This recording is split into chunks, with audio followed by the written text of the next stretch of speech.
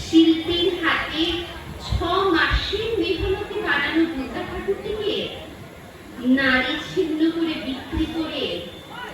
সেই টাকায় অনাথ অসহায় কত শিশুদের জামা কাপড় কিনে দেওয়াটাকে সপ্তমীর সকালে বউ ছেলেকে নিয়ে টানা গাড়িতে করে গ্রামের বাড়িতে হাজির হয়ে কাকা জ্যাঠাদের